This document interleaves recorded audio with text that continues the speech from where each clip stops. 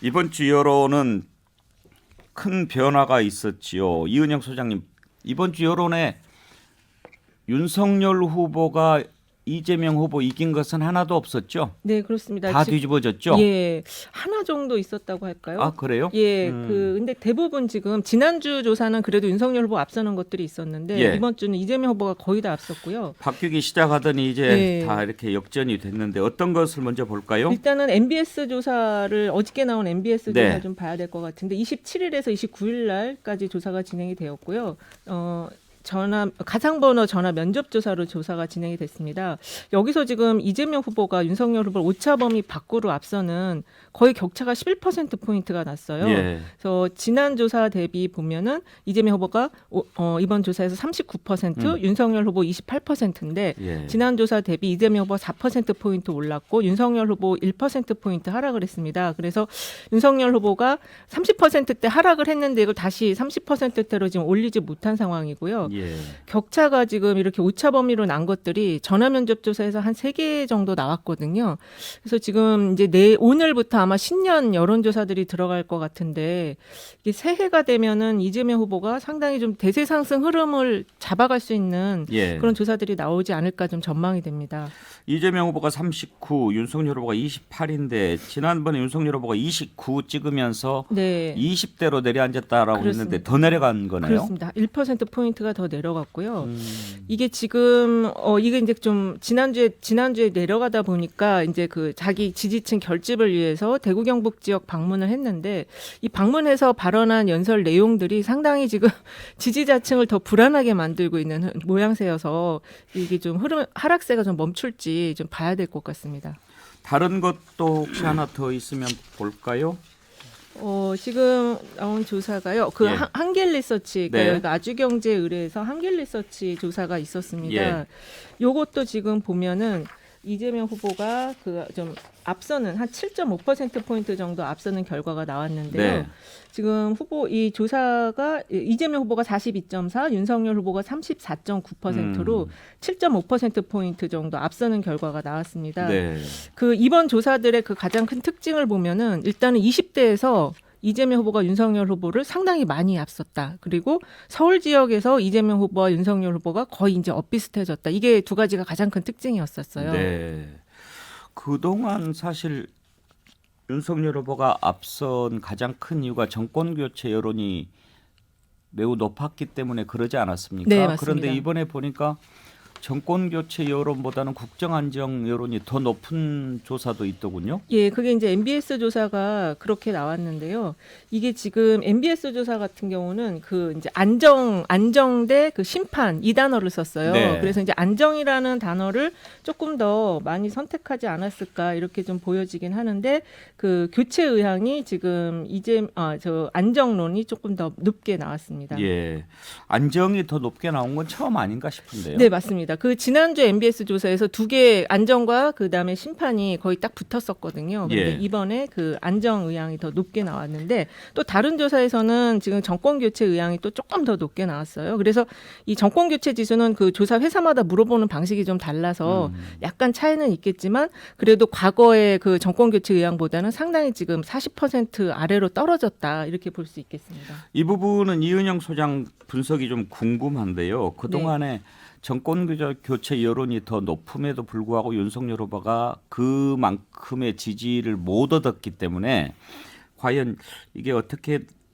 앞으로 작용할까 궁금했는데 오히려 정권 교체 여론마저도 내려갔다라고 하는 것은 어떻게 분석을 해야 될까요? 일단은 지금 서울의 부동산 시장이 상당히 지금 변화가 크거든요. 최대 지금 뭐 2억에서 4억까지 지금 하락을 하는 그런 기사도 계속 나오고 있고 시장 자체 변화가 좀 있다. 그리고 이재명 후보가 그 이제 부동산 세와 관련해서 여러 가지 그 현재 그 실수요자들에 대한 이해관계자들에 대해서 좀 유예하는 조치들을 취하겠다라는 시그널을 계속 주고 있어요. 그게 좀 그동안 이렇게 딱딱하게 굳었던 부정적인 여론을 조금 완화시키는 것이 아닌가 좀 그렇게 보고 있습니다. 예, 부동산 정책이 실효를 거두고 있다. 네. 이런 점들이 현 정권에 대한 심판 여론이 좀 둔화되는 네. 그런 결과다 분석을 해주셨네요. 자, 그러면은 두 분 패널의 분석을 한번 들어보죠. 일단 윤석열 후보 지지율이 이제 결국은 역전이 됐는데 최수영 컨설턴트 어떤 게 가장 큰 요인이었을 것 같습니까? 뭐 일단 그 사과 타이밍에 대한 문제가 사과. 예, 부인의 의혹에 부인의 어떤 그 여러 가지 제기된 의혹에 대한 사과 타이밍의 문제와 저는 어쨌든 그 이준석 대표의 당내 내용이 가장 큰 원인이 두 가지다. 왜냐하면 지금 저기 추세를 놓고 보면은 정권 교체론과 정권 유지론에서 어쨌든 지금 이게 많이 줄어들었잖아요. 거의 그 격차가. 게다가 후보 지지율도 떨어졌고 정당 지지율도 떨어지면 그럼 이게 세 가지가 다 떨어졌다는 건 구도가 흔들린다는 얘기거든요. 그러니까 이제까지 윤석열 후보가 굉장히 앞서서 나갈 수 있었던 게 구도 싸움에서 힘을 받았는데 뭐 후보 자질이든 뭐든 이걸 떠나서 구도에서 유리함이 있었는데 이 구도가 흔들린다는 거는 그다음에 전체적으로 다 빠지는데 여기에서 가장 중요한 정당 지지율은 이게 국민이 느낀 피로감을 제가 반영했다고 보거든요. 그렇다면 이제 문제는 자 윤석열 후보의 반등 모멘텀이 뭐냐? 소재가 많지 않다는 거예요. 그러니까 지금 TK 내려가서 굉장히 그 강성 지지층에 대한 그 지지를 호소하는 전략을 쓰고 있는데 저는 그런 정치 그 언어의 정치가 조금 저는 지금 타이밍에 조금 뭐라 좀 더 불안함을 자극할 수 있는 요인도 될 수 있을 것 같고 그런 점에서 지금 윤석열 후보의 위기는 국힘의 위기지만 정권 교체론의 위기고 전체적 위기다라고 이게 평가가 됩니다. 위기 상황이다. 네, 제가 숫자를 말씀 안 드렸는데요. 정권 안정이 MBS 조사에서 45%, 정권 교체가 40%로 안정이 지금 5%포인트 더 높게 나타났습니다. MBS 조사죠. 네. 박진영 교수는 윤석열 후보 하락을 어떻게 분석합니까? 우리 그 야구 용어에 DT이라고 있습니다. 다운 팀 이즈 다운. 이게 뭐냐면 내려갈 팀은 내려간다. 한때 우리 이제 엘로끼라고 합니다. 엘로끼, LG, 롯데, 기아, 엘로끼 동맹이라 그러는데 초반에 잘 나가다가 중간에 가면 무조건 또 내려가요. 이게 안타까운 표현이기도 한데 뭐냐면 실력이 없다는 뜻이거든요. 저는 이제 실력이 들통났다. 이렇게 보여지고요. 지금 정권 심판론마저 없어진 이유가 뭔가 하면은 윤석열 후보의 자충수로 새로운 전선이 생겨버렸어요. 본인이 구태하고 막말하고 이런 말들을 하면서 구태 정치 심판이라는 새로운 전선을 스스로 만들어버리고 그 속에 들어가서 포위돼 버린 거예요. 그러다 보니까 저는 정권 심판론이 허물어지는 측면이 있다. 정치적으로 이렇게 보거든요. 결국 이 모든 것이 윤석열 후보 탓이다. 첫 번째는 실력 탓이고 두 번째는 이 사과 문제라든가 여러 가지 구설에 의해서 명분을 상실했다. 이것이 저는 이런 여론의 변화를 만드는 동력이 됐다. 그렇게 보여집니다. 이은영 소장, 이재명 후보가 잘해서 올랐다 이런 분석은 안 나오네요. 그러니까 이제 그렇더라도 이제 지금 나온 조사들을 보니까 그래서 이재명 후보가 이제 데드크로스다. 우리가 더 긴장해야 된다라고 말을 하긴 했는데 이번 주 나온 조사들 보니까 이재명 후보가 이제 40% 곧 진입을 하겠더라고요. 그래서 본인과 이제 민주당 선대위가 이제 좀 굉장히 윤활유 있게 굴러간다는 것이 이번에 이제 이재명 후보가 그나마 조금 상승을 가져온 요인이었던 것 같고 지난주에 이제 사면하고 김건희 씨 사과하고 이준석 리스크 세 개가 같이 다 나왔었거든요. 근데 지금 이번 주 조사에서 20대가 굉장히 많이 흔들렸어요. 이재명 후보 쪽으로 20대가 굉장히 많이 이동을 했는데 그 이유는 아무래도 이제 그 이준석 대표 리스크가 상당히 20대들에겐 그 동조화될 수 있는 사안이었거든요. 세 가지 사안 중에서는 그게 가장 좀 직접적인 영향을 줄 수 있는 사안이었기 때문에 그래서 이 20대의 이 스윙보터 역할 이게 지금 이재명 후보 쪽으로 상당히 많이 왔지만 이게 시간이 또 지나면 어디로 갈지 지금 알 수가 없습니다. 이재명 후보가 잘해서라기보다는 윤석열 후보가 못해도 너무 못해서 이렇게 된 것 같다 이렇게 대체로 분석을 하시는데 그렇다면 윤석열 후보와 국민의힘이 잘하면 올라갈까 하는 것도 궁금합니다. 이 내용은 잠시 뒤에 한번 짚어보죠. 네, 1번 지여론 이은영 휴먼앤데이터 소장, 최수영 메시지 컨설턴트, 박진영 대구 가톨릭대 특임교수 세 분과 함께하고 있습니다. 앞부분에 이재명 후보가 윤석열 후보를 제치고 이제 1위가 됐다는 것 살펴보면서 분석을 해봤는데 대체로 윤석열 후보가 실수한 부분들 사과 잘못하고 당 내홍 사실 당 내홍도 있지만 그 과정에서 수습하는 리더십을 좀 제대로 보여주지 못한 부분도 좀 영향이 있었을 것 같고 최수영 컨설턴트 특히 이 토론을 기피하는 듯한 인상 준 것도 마이너스 요인이었을 것 같아요. 그렇죠. 뭐 정치가 뭐 말로 해서 되는 것만은 아니지만 또 말이 중요한 건 사실이거든요. 근데 본인이 어쨌든 토론 처음에는 이제 뭐 토론 뭐 불가론을 얘기하다가 나중에 한 발 더 나아가서는 뭐 중범죄자는 할 수 없다는 식으로 이제 얘기를 해버리니까 저는 사실 그런 거죠. 그러니까 그렇다면 이제 뭐 본인이 특수하게 한정되어서도 할 수 있는데 일단 기본적으로 본인이 이 토론을 피한다는 인상을 준다는 건 이건 굉장히 정치인으로서 치명적인 거잖아요. 그러니까 저는 그래서 특히나 이번에 그 한 유튜브 채널이 그렇게 보여줬던 게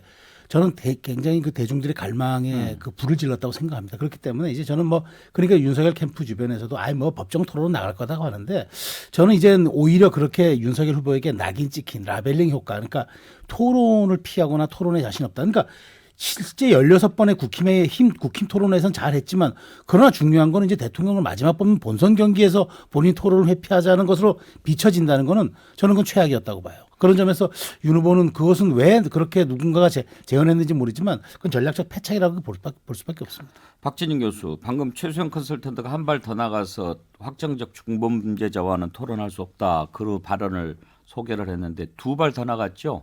갖지 않아서 토론 못하겠다 이렇게 얘기를 합니다. 그 사실 뭐 좀 강한 표현을 쓸 수는 있는데요. 어휘력 자체가 대선 후보의 품격이라고 좀 볼 수가 없고요.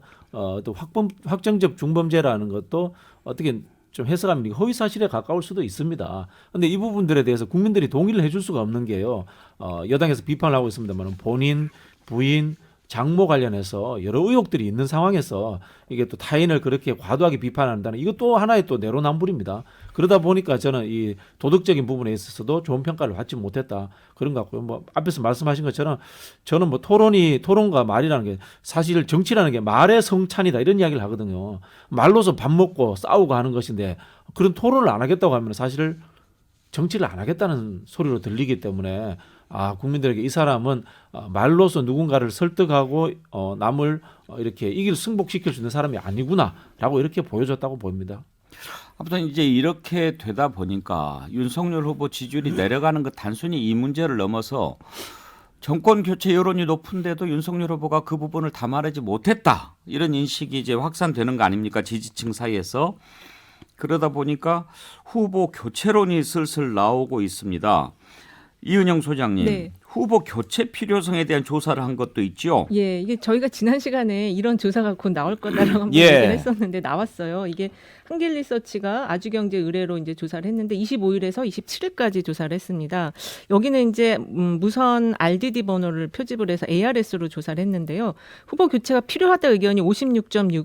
필요 없다가 36.4인데 언론에 가장 많이 보도된 게 국민의힘 지지층에서 70%가 후보 교체 필요하다라고 응답했다. 요거를 이번 주에 가장 뭐 핫하게 많이 보도를 했거든요. 예. 그래서 지금 특히 이제 이 70%에서 영남권에서 상당히 높게 나왔어요. 후보 교체 필요하다라는 게. 그래서 전통적인 지금 국민의힘 지지층 쪽에서 상당히 지금 흔들리고 있다. 이걸 좀 볼 수가 있을 것 같습니다.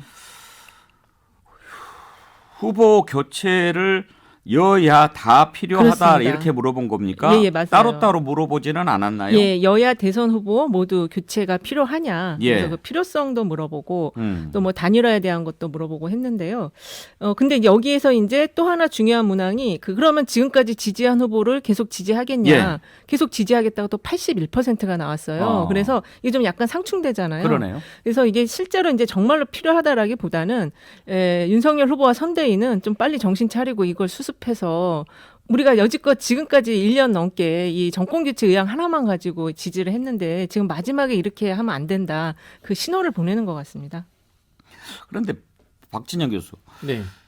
정권 교체 하나만 이렇게 이제 사실은 그 여망을 가지고 윤석열 후보가 선출이 됐는데 그러면 정권 교체한 뒤에 어떤 대통령, 어떤 정부, 어떤 미래를 보여줄 거냐 하는 것에 대한 답을 못 내놓고 있는 거죠.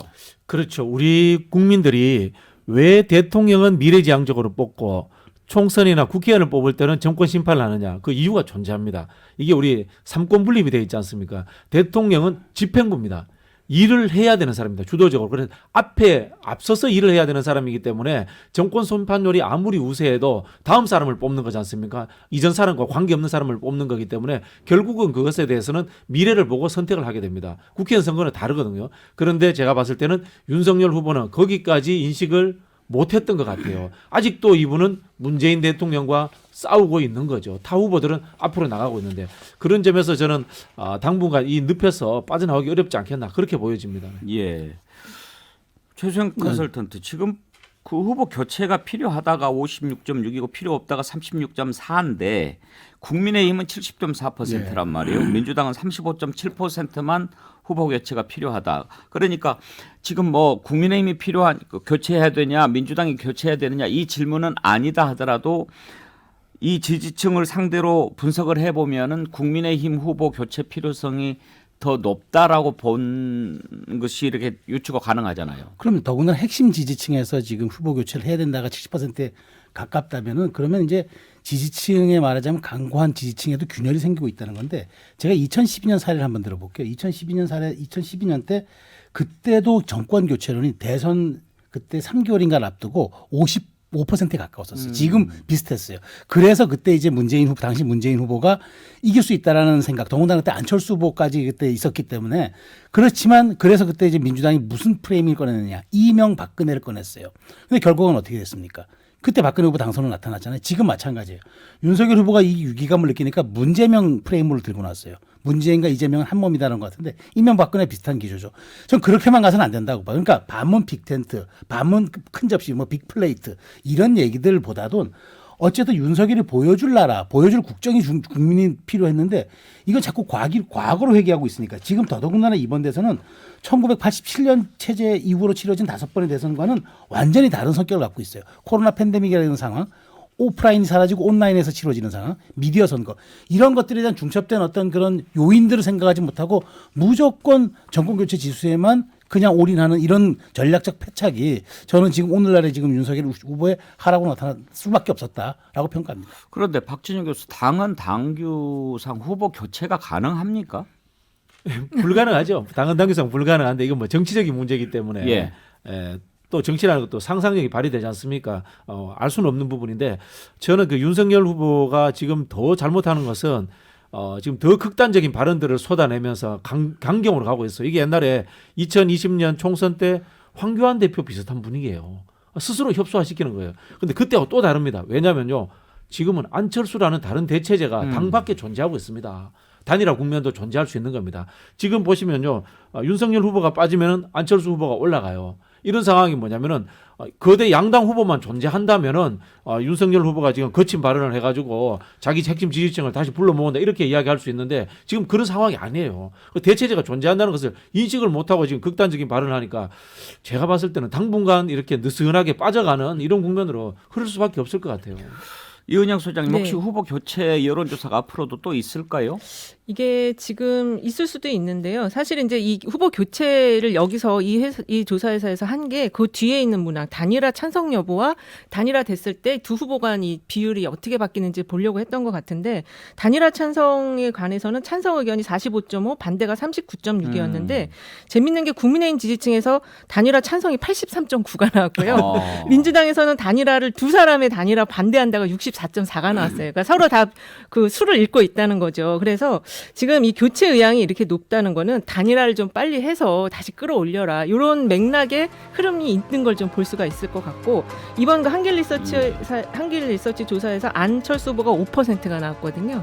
그래서 2부에서는 그 얘기 좀 해봐야 네, 되겠는데요. 그러겠습니다. 네, 잠깐 전하는 말씀 듣고 2부에서 이어가겠습니다.